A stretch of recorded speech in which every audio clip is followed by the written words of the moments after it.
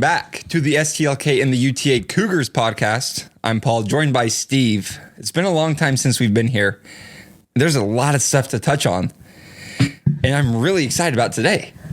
We got ourselves a basketball team. We got a big game finally coming up. We talked about it a couple weeks ago. We weren't even playing. There's NFL teams playing more often than BYU basketball, but we're finally getting into conference play this weekend, so it should be fun to have Cincy in town. I know, and you know, this is a Utah-based podcast. I have some breaking news for people that like good cuisine. Let me read it. The Cheesecake Factory is coming to Utah County with a new location opening soon between the Utah Valley University campus and the Brigham Young University campus. That's how they announced it? Yeah. They said it's between UVU and BYU. And I was like, wow, I wonder where it is. The next paragraph, it says it's at the University Mall. So I was like, you guys should have led with that. Like, everyone knows where that is. But that's pretty exciting. Broke construction yesterday. I've never been to Cheesecake Factory. No kidding. My wife keeps telling me I've been, but I'm pretty certain I've never been. I bet you'd remember if you did. I took my parents as a Christmas gift. Wow. And let me tell you, I want to go back again. Is it a cheesecake for you, or is it like the massive menu that's 16 pages? It's the massive menu for me. I found this chicken, shrimp, breaded, pineapple, gooey goodness that I'm obsessed with right now. But anyway, pretty exciting. That is exciting. I'm Good for the people of Utah County to get this back. Oh, absolutely. Yeah, I'm actually headed there today, but to the Murray location. My wife has the thing for the egg rolls, the avocado egg rolls. BYU football, not a lot of buzz. I do have one complaint, Steve. Can we get a quarterback? Like, can we get a real quarterback? Like, Jaden Mayava, he entered the transfer portal. UNLV quarterback, a stud this past year. He entered the transfer portal, I believe, on Monday, but it closes like the end of this week, so it's gonna have to be quick. Yeah, KJ Jefferson, who I thought we had like a long shot of getting, went to UCF, which kind of broke my heart. But not the Jazz. BYU will play them this year. Yeah, again. We'll play UCF again. So Jaden Mayava, I think, is kind of a wild card. Obviously, Vegas is close to Provo, so maybe we can do something. Polynesian kid, and Kalani was going to bring in a lot of from the Poly pipeline. Yeah, or so I'm still hearing rumblings of Gary Bohannon coming. We talked about him a couple weeks ago. A decent quarterback, 1-year guy. Mm-hmm. From what I hear, if BYU doesn't get another quarterback, he is going to enroll. He's a graduate transfer, so he needs to get into grad school, which isn't the easiest thing to do at BYU, but hopefully they can pull some strings and get him in there. Yeah. But school starts on Monday, and so it's like, really, if we're gonna get a transfer quarterback, like, it's got to happen pretty quick, right? Do they have to have him before this semester starts? I don't know. I don't think so, because you can transfer again after spring ball. Yeah, but for a guy like Gary Bohannon, who's going to enter a master's degree, like, he's got to get started in school, I think. Yeah, you'd hope, right? Can you just take a semester off? Maybe. I don't know. I know Conjo knows more about this. He's the king of taking semesters off, although he is graduating soon, which is really exciting for him. So again, our offensive coordinator said retaining our offense was a win for the transfer portal. Yeah, retaining's probably not going to cut it. Yeah, and I was like, I don't know. We didn't make a bowl game. Like, you saw that, right? Like, we didn't have like an 8-3 season. Like, so that was kind of depressing when he said that. I will say, Mark Pope basically brought back the same team from last year, and they've been dynamite. I knew you were going to say that, because so I don't know that. Like, can the football team replicate what Mark Pope has done? I doubt it. Like, do you have as much faith in Kalani as you do in Mark Pope? I don't know. Like, Mark Pope played in the NBA for a handful of years. I don't think Kalani played in the NFL. Like, I don't know if they're the same level. Right. Yeah, I can't say that I have that much hope, but I mean, there's at least a blueprint for it at BYU. And that's my complaint, is I don't feel like there's a lot of hope on the offensive side of the ball right now. Let's last thing. One more thing. Before we go, Puka Nacua, I believe 28 yards away from breaking the all-time NFL rookie receiving record, which is incredible. Former BYU Cougar. I just want to put that out there if anyone has missed it. I doubt they missed it, but that's big for BYU fans and players. Big ballin'. Let's talk hoops. Let's get into it. BYU is the highest they've ever been in the Ken Palm, ranked number 3 in the country. That one's hard to rank in. That's crazy. That's crazy. This is a good basketball team. Ken Pomeroy came out and said, if BYU can simply go 500 in the Big 12, they will be in the big dance. Now, that would probably be like a 9 or a 10 seed, which wouldn't be ideal. No. I think it would be a letdown from where we're at now as a fan high, right? Mm-hmm. Everybody's excited about the team. But just the fact that we're playing in a conference now that, I'm not going to say guarantees that we get in the big dance, but we have a good non-conference. We go 12-1. Yeah. And if we can just split the games in the Big 12, we make the big dance, that's exciting. So I'm not sure if this is still updated. I got this stat last week. But as of last week, according to Ken Palm, the BYU Cougars had the easiest conference schedule out of everyone in the Big 12. Oh, that's nice to hear. Which is interesting, and it wasn't by a lot, but it was interesting to see that, because I go on ESPN, I just look at our games, and I'm like, Jeez, like there's no breaks in here. Well, you look at right now the Big 12 standings. There's no Big 12 games been played. No. And so you just look at like the overall record is how they rank them. And it's like there's like 6 or 7 teams that only have 1 or 2 losses in the Big 12. Yeah, it's actually really impressive. And I think there's only one team that isn't. Maybe every team's above 500 or maybe one that isn't. But yeah, everybody's a really high caliber The team. most 10-win teams by conference, number 1, Big 12. They have 11 teams already with 10 wins. And then SEC's number 2 at 8, Big 10 at 8, ACC 7, Big East 6. So the Big 12's there. Ken Pom ratings among the 32 Division I conferences. The Big 12 is number 1 in net average, number 1 in the Ken Pom ratings, number 1 in win percentage. So to your point, I don't think there's any 500 teams. Number 1 in points per game allowed, 3-point field goals, rebounds, 2nd in field goal percentage, 5th in free throw percentage. BYU has their work cut out for them in the Big 12. Playing in the best basketball conference in the country is a blessing and a curse. I think it's more of a blessing. We're all happy to be here. Yeah. But we do have a tough slate ahead of us. We have not played a lot of quality teams up to this point. We looked really good against San Diego State. We went to Utah, didn't have our best game, lost to a really good team. I think they're top 25. Ken Pom now, Utah is. Yeah, they're Ken Pom, not in the AP, which is surprising. Interesting that way. But we looked pretty good against a formidable Wyoming team this past weekend. And so it'll be really interesting to see. We start playing top 25 teams nearly every week of the season, right? Yeah. We have 2 games a week. We're going to play at least one top 25 team nearly every week of the season. So it'll be cool to see how BYU responds to this. But man, it's going to be fun come Saturday night in the Marriott Center. Cincinnati. And we're going to get to them. But just to touch on the Big 12 again, the Big 12 leads the nation, or at least as far as conferences go, in AP ranked teams with 6. So to your point, we're going to be playing a top 25 team almost every single week from here on out. And get this. Are you ready for this stat? This one blew me away. The Big 12's home record in non-conference games this year, 108 wins, 9 losses. 92.3%. Yeah, pretty impressive. The home court advantage in the Big 12 is real. Did you see the new Baylor Stadium? Baylor just opened last night. Yeah, their new stadium. Did you see the camera angle on it? It was like from the rafters. It was terrible. I'm going to put a picture of it up here. It blew me away. Yeah, like, very odd angle. I was watching the Duke game last night too, and Duke's been like that for a long time. It's kind of like that down angle. It's not the easiest way to watch a basketball game. So it's interesting. And Duke's isn't nearly as bad, but Duke's is bad. I remember watching Zion every game. I was like, can we just get a better angle for the guy? But anyway, it was really surprising. Like it was just built, and I'm like, you couldn't get a better angle. Like you didn't think about this, and maybe if they did, it's even like more of a red flag. Anyway.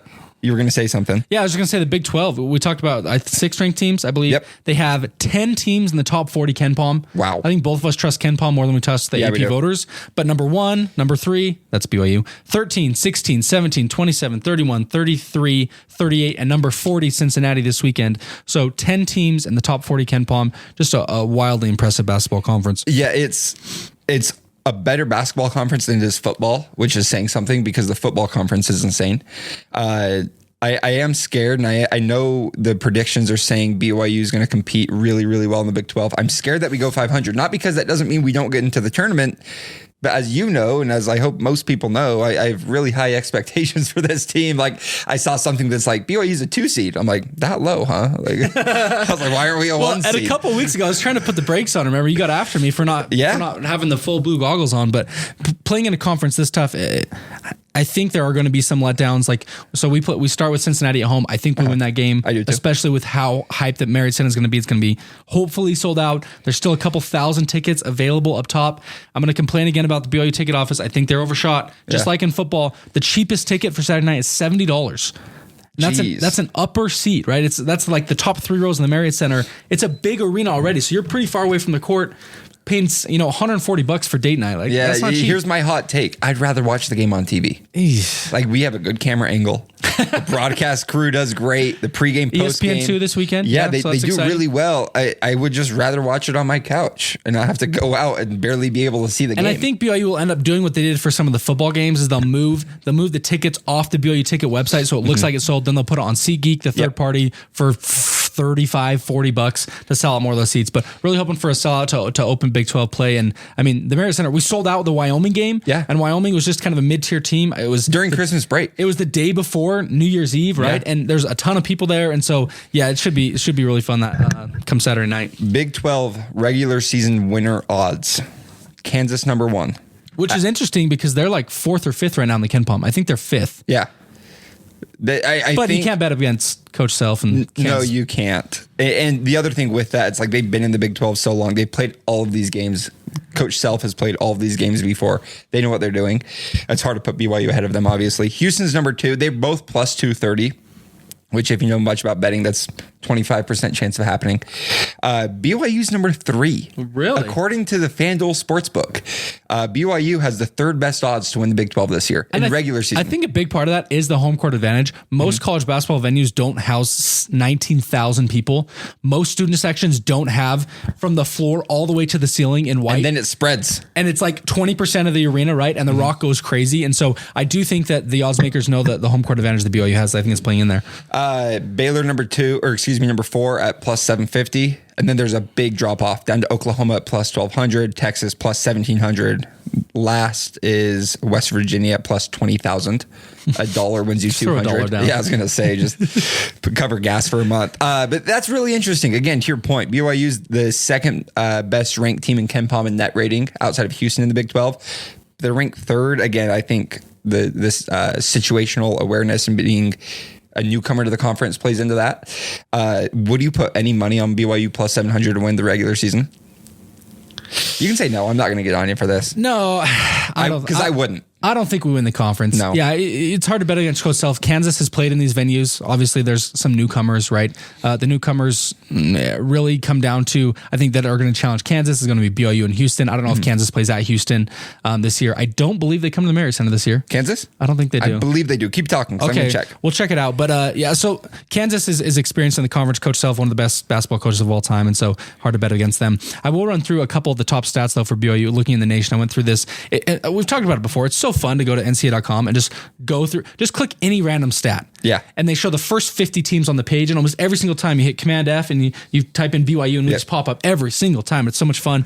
First in the nation in three-pointers made at 167. And interestingly, at the three-point attempts, just barely, but 439 attempts, we are 25th in the nation in three-point percentage at 38%. First in the nation in assist to turnover ratio, which Thank you, Ali Khalifa. 2.3. And Spencer Johnson's one of the top players as well. But Ali Khalifa, way out ahead of the pack. The next closest team is 2.06. That's Kentucky, and we're at 2.31. First in assists per game. First in bench points per game. Really? 40.5 points. Jackson Robinson's our leading scorer, 16 points a game. He's still coming off the bench. So that definitely helps there. We're 5th in effective field goal percentage at 59%. 8th in fast break points, 1st in the rebound margin, plus 13, 8th in defensive rebounds, 21st in offensive rebounds, and 12th in scoring defense. So just a lot of fun to look at all the stats that BYU's excelling in. BYU, to your point, is top class in every single statistical category.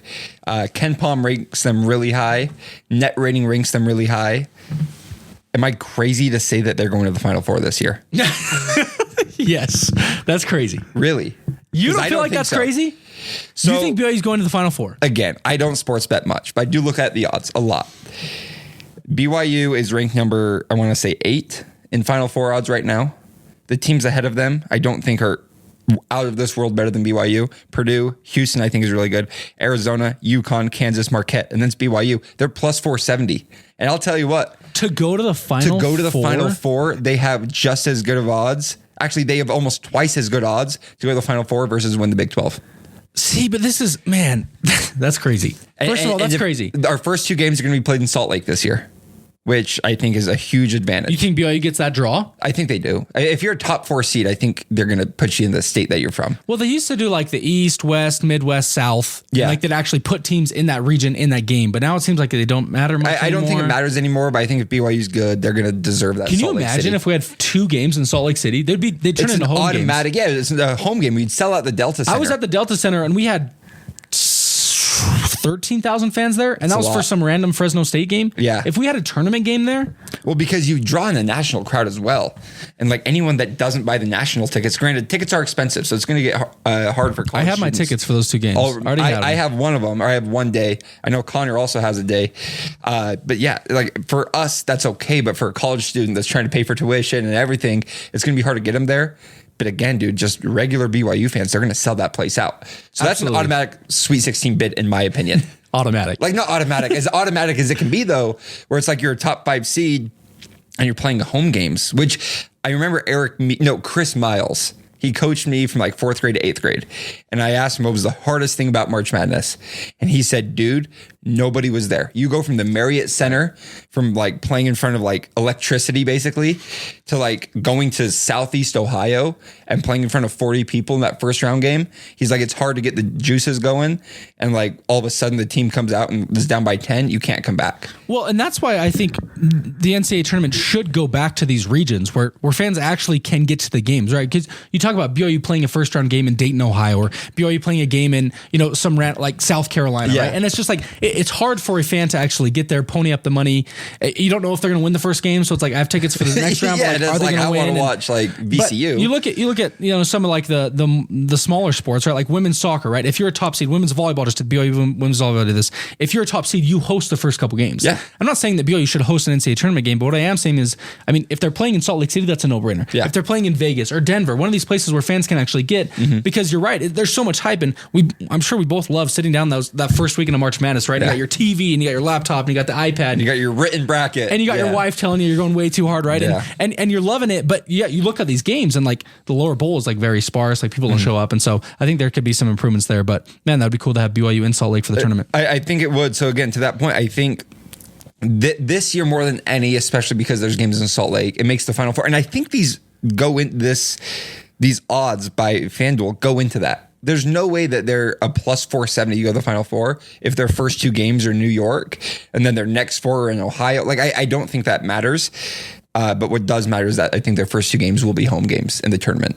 And so from there, you're like, okay, plus 470 to go from the Sweet 16 to the Final Four. I like that. They can win two more games. You got to win. You got to be two good teams, but on a neutral court.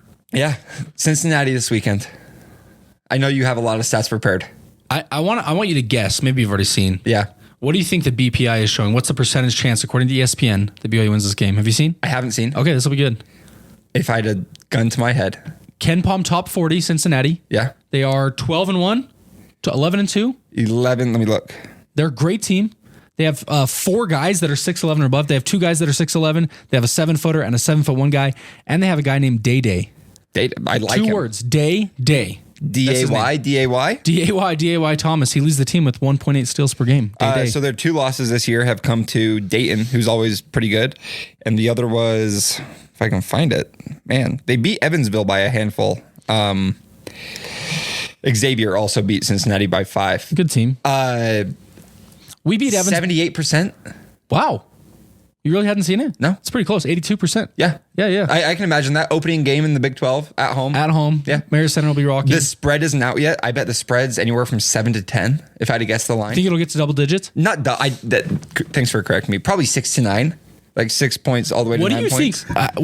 How do you think the odds makers value the Marriott Center home court advantage? At least 5 points. It's got to be, right? Like, there's no way, because we were not ranked. SDSU, San Diego State, was ranked 11, I believe, at the time. They were top 20-ish. Yeah, something like that. And we were favored by 2.5. And there was no way on the neutral court we're favored.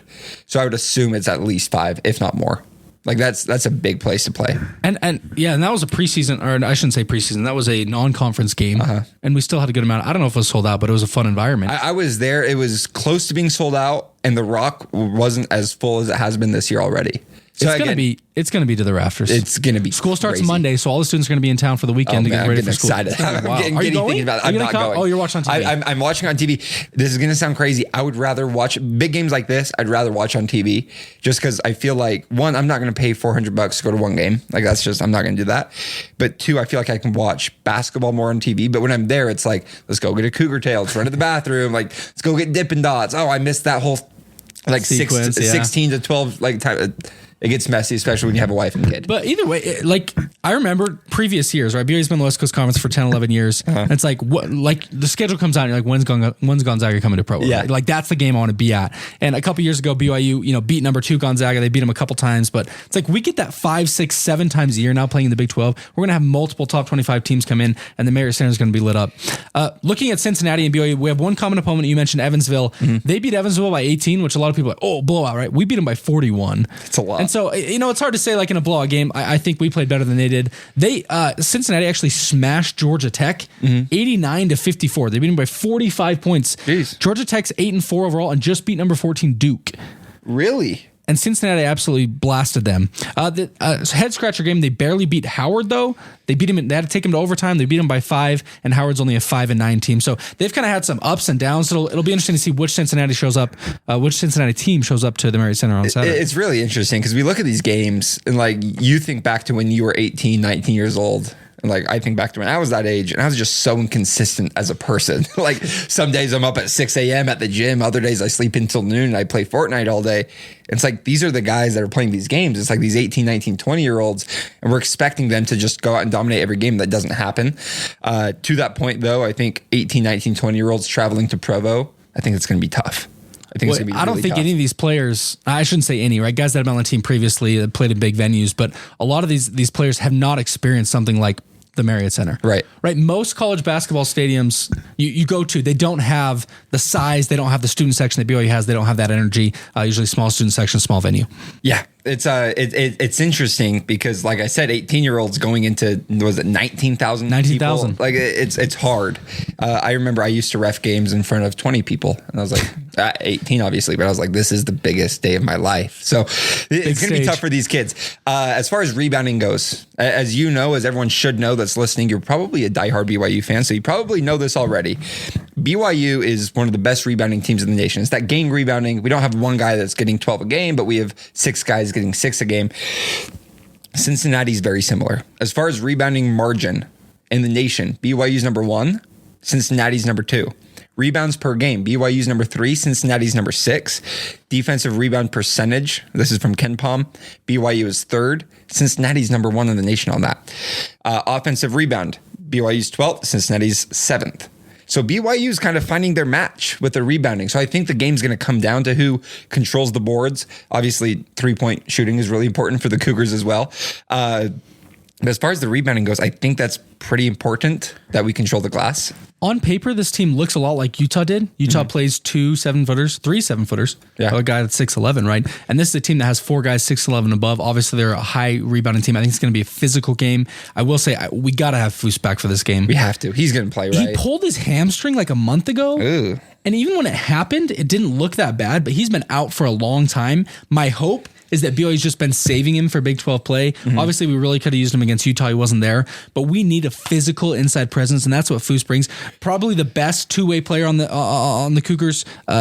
Great offensive player, led the team in points last year. A great defensive player. He's an undersized guy at only 6'6", but he can play the inside, and BYU's going to need that, especially with the size that's coming in from Cincinnati. Yeah, he has to play this game. There's no way. Because everyone's been saying, or at least on the broadcast, like, oh, like we should see him soon. And we've been hearing every game. It's like a game time decision. Then he's like not even dressed. And I don't blame Pope for being like, I'm not going to let you get hurt in these games. Like, you're not playing against Wyoming. You will play against Cincinnati though, and I think we do see him Saturday. Well, and we've been playing excellent without him. Yeah, which is so shocking. And like a lot of times, what you see is a good 3-point percentage team has a good interior player because they throw the ball in the post and they have to bring a double, right? And then you have an open shooter on the outside. BYU has been shooting a great percentage of 3 from the arc without an inside presence, right? Spencer Johnson sometimes goes in there. He likes to work the post a little bit, a guard on guard action. But I think having Foose back is going to open the floor even more. We should have a good amount of open 3-pointers. I agree.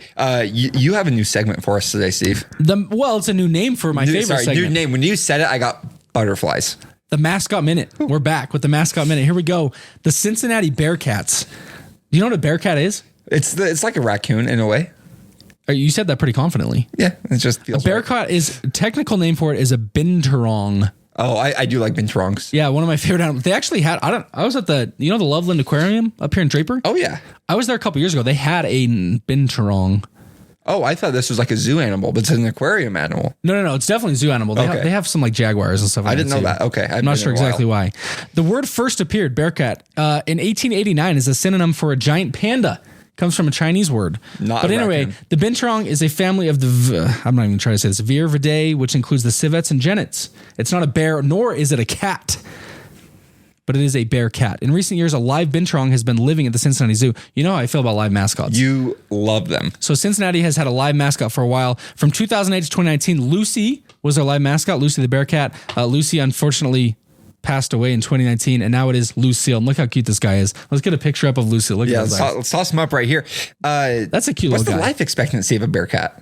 That's Siri. I don't know. Yeah, that's a really good question. What do you think? 15 years, maybe? That's a long time. Lucille is a Palawan Binturong who is native to the island of the same name in the Philippines. Really? So they're kind of like a Southeast Asia animal. The history of the name, it went back to 1914.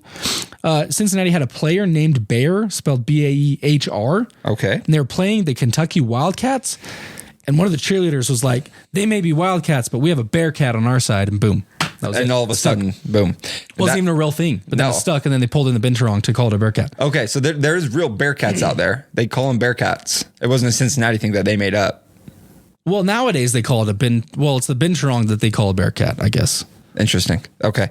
I got one last thing. And thank you for the mascot minute, by the way. That was incredible. That gets me excited. Love live mascots. I hope Lucille travels to Provo. Wouldn't that be cool? Well, actually, if it helps their team, I hope she doesn't.